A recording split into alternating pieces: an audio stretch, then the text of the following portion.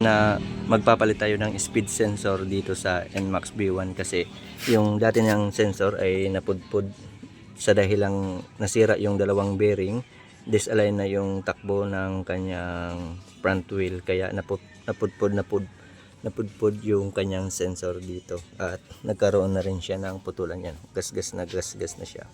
Yan o. Ngayon, ito ang ginamit natin. Nag-order tayo ng speed sensor ng pang-apps ng B1.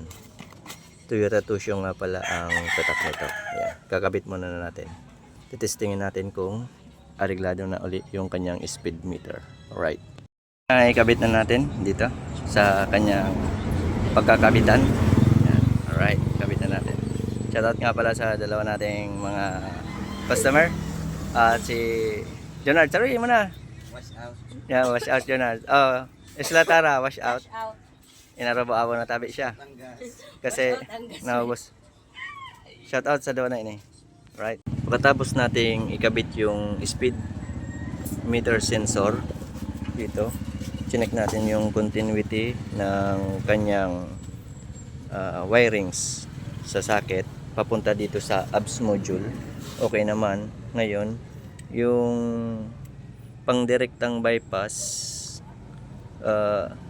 nagkaroon dito ng malfunction sa pagkakasalpak sa socket, kaya ang ginawa nating paraan, binaypas na lang muna natin ng wire para siguradong maganda yung kanyang contact. Yan, moment of truth, titestingin na natin. Yan, dating error 42 siya, always on yung ABS na indicator. Testing. Yan.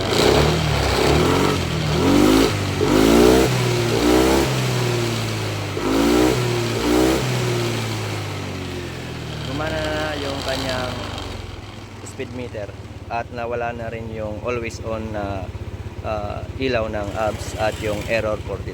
Yan. Binaypas muna natin. Yan. Inayos lang natin yung pakakasalpak ng bypass kasi bumili sila ng pang bypass na module ito. Pinaganda lang natin yung contact, areglado na. Alright, ibabalik na lang yung mga kahan. Ito nga pala yung dating speed meter sensor. Nung pagkasira ng bearing sa unahan, tumagilid yung gulong pati yung disc plate o yung sensor plate, kaya na bungi to, napektuhan, napudpud hanggang sa nasira at nabungi at naputol. Yan. So ayun, na-testing na natin to.